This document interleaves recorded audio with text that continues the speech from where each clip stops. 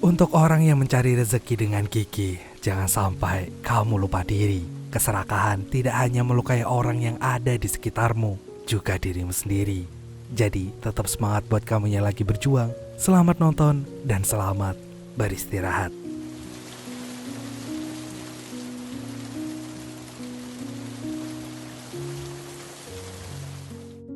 Koa adalah duda beranak satu. Ia juga tinggal bersama anak dan ibunya yang mulai menua. Untuk itu, ia bekerja dengan membuka berbagai bisnis. Sayangnya, ia selalu gagal hingga ia terlilit hutang yang banyak. Perjuangan hidupnya tidak main-main. Bahkan hampir setiap hari, ia didatangi oleh rentenir yang menagih utang. Akhirnya karena ia tak tahan dengan kehidupannya yang seperti itu, Koa pun harus pergi dan meninggalkan anak dan juga ibunya. Ia ingin merantau untuk mendapatkan kehidupan lebih baik sampai ia bisa melunasi semua hutangnya. Tak hanya itu, Koa juga merasa ia harus pergi supaya keluarganya tidak diganggu lagi oleh para rentenir.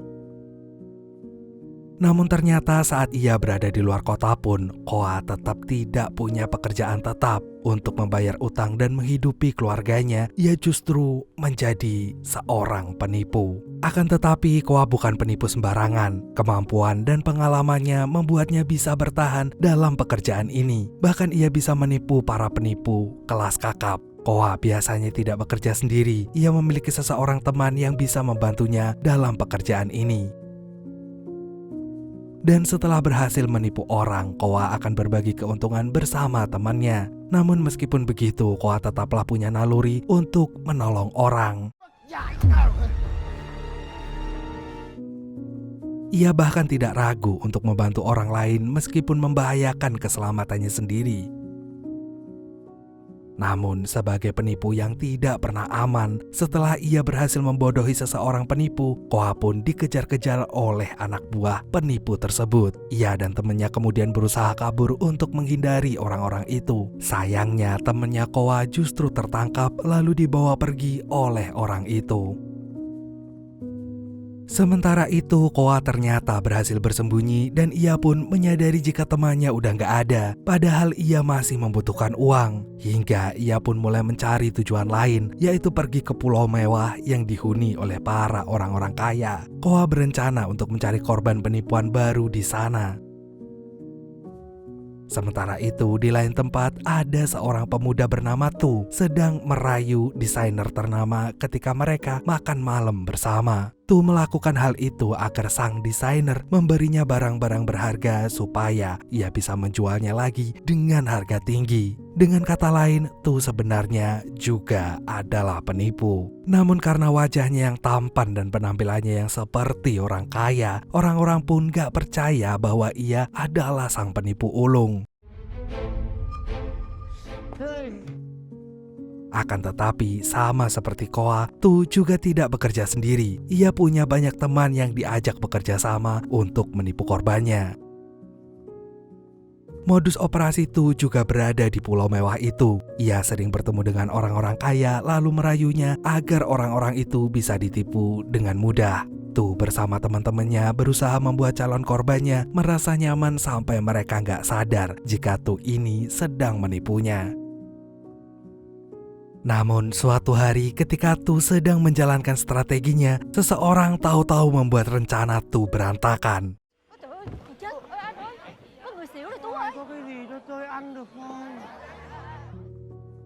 Dan ya, orang itu adalah Koa. Tapi karena Tu sudah berpengalaman menjadi penipu, ia menyadari bahwa Koa hanyalah pura-pura. Maka dari itu ia juga pura-pura kasihan melihat kondisi Koa lalu membawanya ke rumah sakit.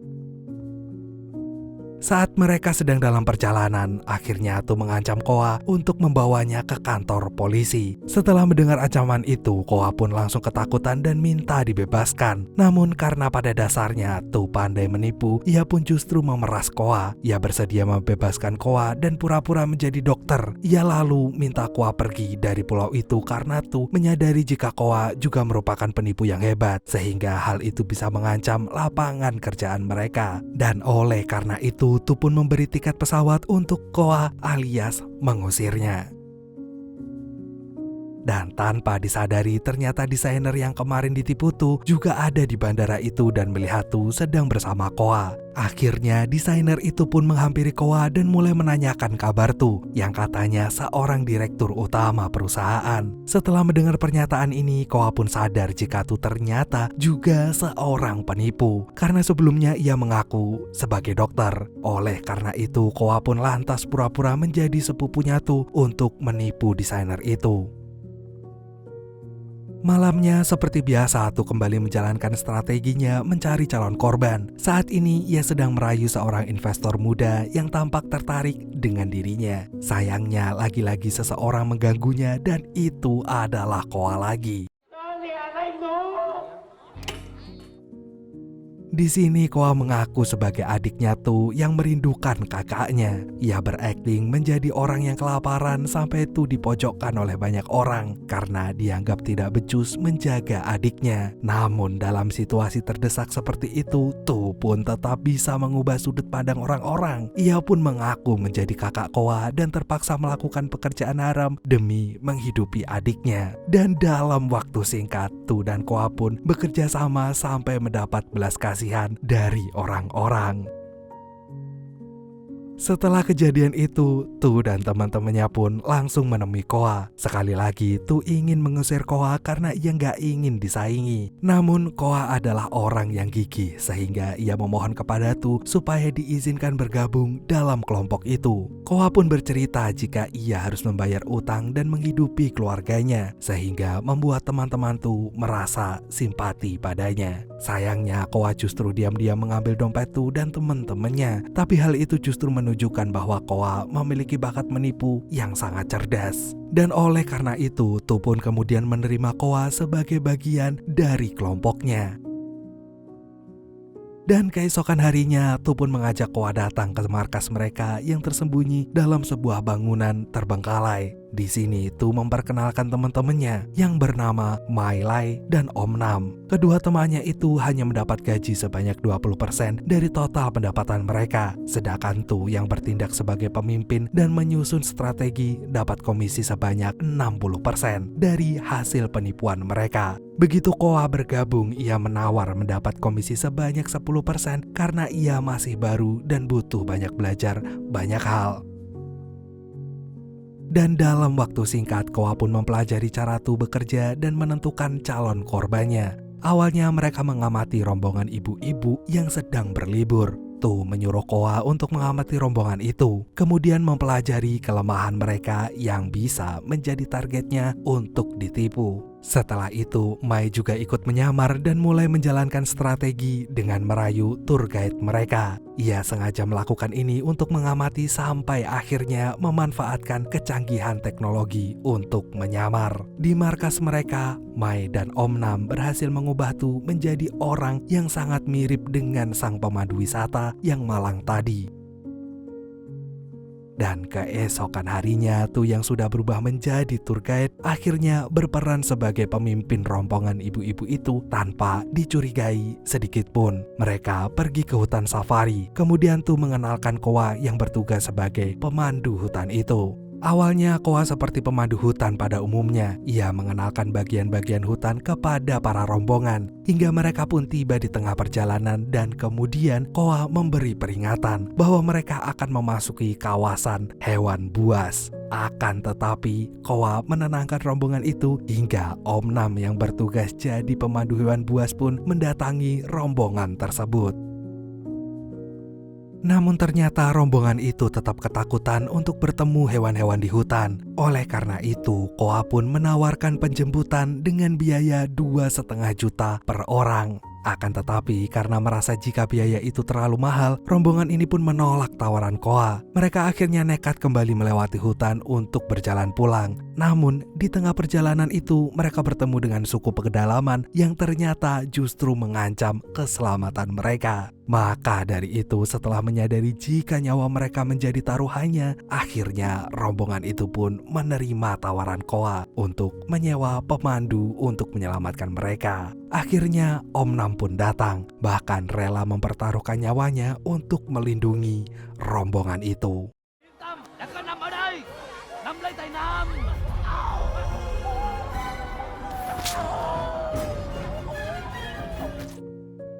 Setelah itu, misi mereka berhasil. Kemudian mereka pun saling berbagi komisi, termasuk dengan orang-orang yang tadi menjadi masyarakat suku pedalaman. Ternyata mereka juga tak lepas dari rencana kelompok nyatu. Dan setelah selesai dengan rombongan orang liburan, kini target mereka berganti, yaitu berusaha menipu orang kaya di tempat pelelangan perhiasan yang digelar di gedung mewah. Di sini Tu berperan sebagai pemilik cincin mewah yang sedang dilelang. Target mereka adalah laki-laki kaya yang sedang bucin dengan pacarnya. Mereka tahu jika laki-laki itu rela melakukan apapun supaya bisa membelikan cincin mutiara itu untuk pacarnya. Dan oleh karena itu, Koa pun punya ide untuk menaikkan tawaran mereka, sehingga Mai bertugas untuk menjadi pembeli dengan harga tinggi. Namun supaya mereka mendapatkan uang lebih cepat, Mai pun pura-pura melanggar ketentuan lelang, hingga akhirnya cincin itu pun jatuh ke tangan sang laki-laki bucin. Keesokan harinya, Koa dan Tu bertemu dengan laki-laki itu untuk melanjutkan transaksi mereka. Dan setelah pria itu menyerahkan uang, ia berniat untuk memeriksa keaslian cincin mewah ini. Namun kebetulan pacarnya udah datang, lalu mengira jika ia diberi kejutan. Akhirnya pria itu pun langsung melamar pacarnya tanpa memeriksa keaslian cincin tadi. Sehingga Koa dan Tu bisa pergi dari sana dengan aman dan membawa banyak uang. Dalam tahap pembelajaran ini, Tu mengajari Koa bahwa tahap akhir strategi mereka adalah kabur. Meskipun mereka tidak ketahuan, mereka harus segera pergi untuk mencari calon korban yang lainnya. Dan setelah semua itu, mereka kini menjadi kelompok penipu yang sangat kompak. Apalagi setelah mengetahui jika mereka memiliki rahasia menyedihkan di masa lalu, hingga membuat mereka menjadi penipu seperti sekarang.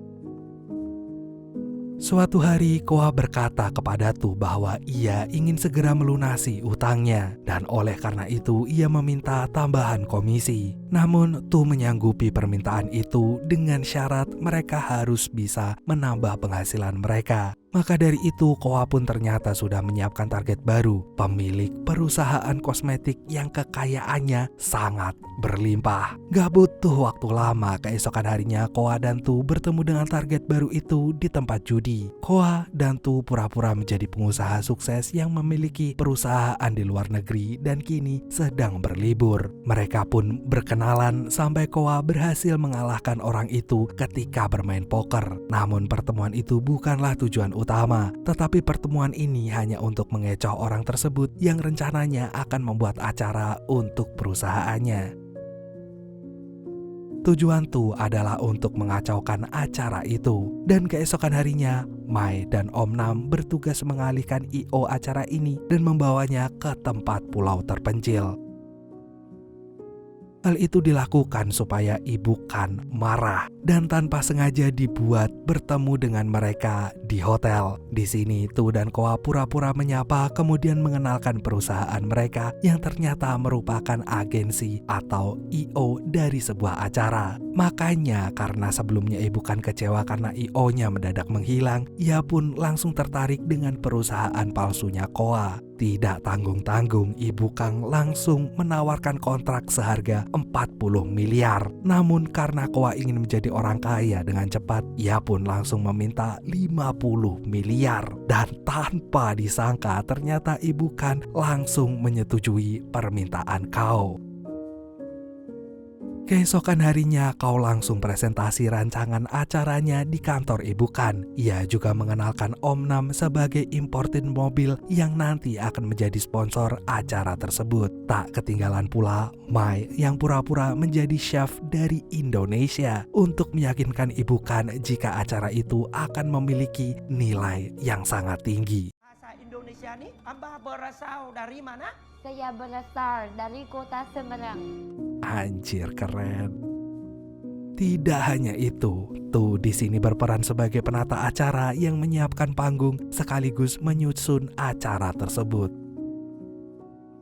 Dan setelah itu, karena rencana mereka sudah dinilai cukup matang, Ibu Kan pun memberi uang muka sebanyak 3 miliar rupiah. Namun ternyata Koa masih punya strategi lain. Ia berpikir akan memeras Ibu Kan dengan harga yang lebih tinggi 10 kali lipat. Begitu mendengar ide ini, Mai dan Om Nam langsung setuju, karena itu berarti komisi mereka juga akan semakin banyak. Namun sayang, Tu tidak menyetujui rencana ini.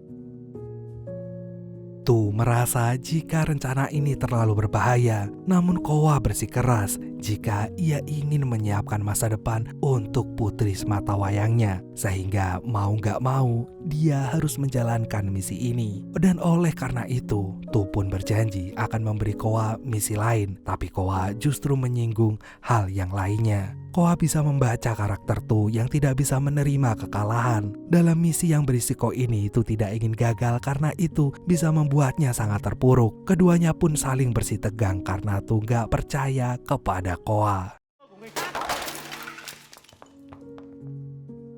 Saat melihat kedua temannya bertengkar, Om Nam langsung menenangkan keduanya. Ia gak ingin mereka terpecah, apalagi karena uang. Dan oleh karena itu, Tu berusaha menahan marahnya dan dengan berat hati ia pun menyerahkan rencana ini kepada Koa. Dan keesokan harinya, Tu dan Koa makan malam bersama Ibu Kan. Saat itu, Tu pura-pura sedih supaya Ibu Kan berkenan untuk menambah uang muka acara mereka. Dan oleh karena itu persiapan acara pun segera dilakukan. Hingga akhirnya tibalah saat pelunasan biaya produksi sesuai kontrak. Ibu Kan sengaja membuat pesta untuk acara ini, kemudian mendesak Koa untuk segera menandatanganinya. Dan tanpa diduga, Ibu Kan ternyata mengundang seorang temannya yang dulu merupakan korban penipuan Tu. Dan setelah melihat korbannya itu, Tu pun langsung panik. Ia pun memutuskan untuk langsung kabur sambil membawa uang yang diserahkan oleh Ibu Kan itu. Mereka pun kabur karena mereka sudah merencanakan ini sebagai titik kumpul dengan kelompoknya. Awalnya mereka berpikir jika mereka berhasil menipu Ibu Kan, namun saat mereka membuka koper uangnya, ternyata mereka malah ditipu. Dan gak lama kemudian anak buah Ibu Kan datang dan langsung mengancam mereka. Tanpa diduga, Ibu Kan juga datang dan bercerita bahwa ia telah mengetahui kasus Tu sehingga merencanakan penipuan ini dari dulu. Dan setelah itu anak buah Ibu Kan menyerang Tu dan kawan-kawannya hingga mereka terdesak. Ibu Kan pun mengancam mereka sehingga Om Nam pun bersedia membela teman-temannya.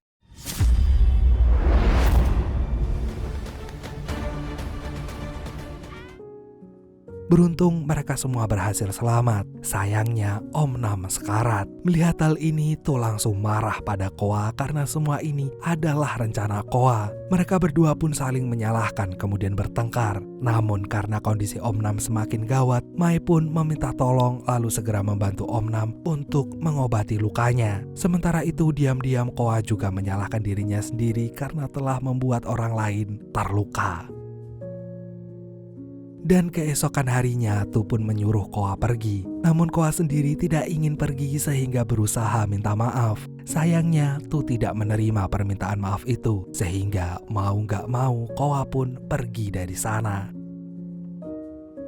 Besoknya Tu mulai menyadari kejanggalan pada Ibu Kan. Ia bingung pada bisnis orang itu yang telah mengumpulkan banyak uang dari para investor, namun tidak sebanding dengan penghasilan perusahaannya. Akan tetapi jika Ibu Kan ternyata adalah penipu, pada kenyataannya ia tidak segera kabur membawa uang dari seluruh investornya. Dan saat Tu sedang memikirkan hal itu, tiba-tiba Koa datang karena ia tahu rencana busuk Ibu Kan. Akhirnya kelompok Tu pun kembali bersama untuk merencanakan balas dendam.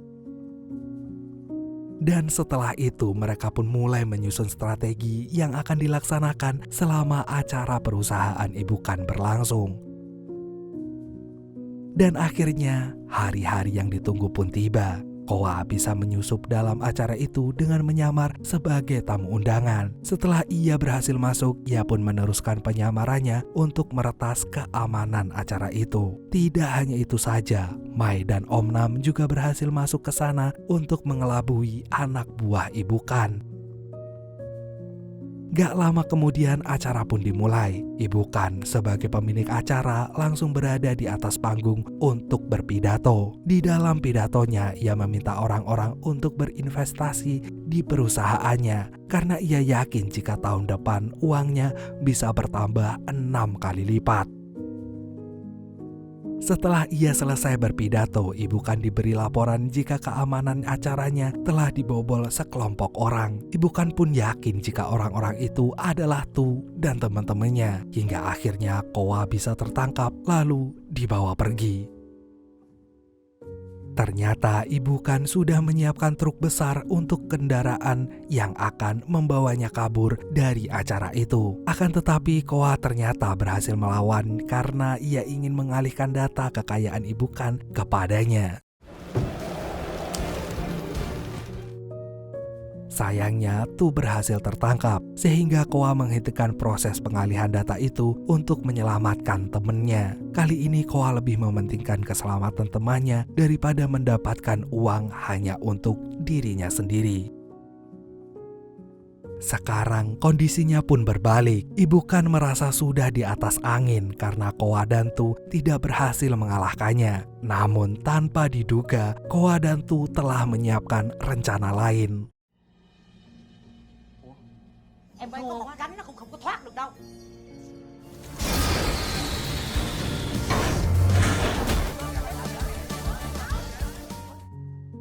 Ternyata sejak tadi mereka tidak pergi kemana-mana karena mobil truk itu cuma berada di atas panggung. Hal ini hanya untuk membuktikan bahwa Ibu Kan hanyalah menipu para investornya untuk mendapatkan banyak keuntungan. Dan orang-orang pun langsung marah dan menyerang Ibu Kan. Akhirnya Tu dan teman-temannya pun berhasil membalaskan dendamnya. Sebelumnya mereka berniat murni untuk balas dendam, namun tanpa disangka Mai justru menemukan perhiasan mewah milik Ibu Kan yang langsung ia ambil dan kini ia bagi dengan teman-temannya. Let's be honest, sounds like home. Still I'm here alone and I'm calling your phone. I wish I could wipe my own memory out. I wish I could dream about somebody else. I wish I could talk when the silence so loud. I wish, oh I wish I could wipe my own memory out. I wish I could do something that will make sense. I wish I would know what you're thinking about. I wish I could wipe my own memory out.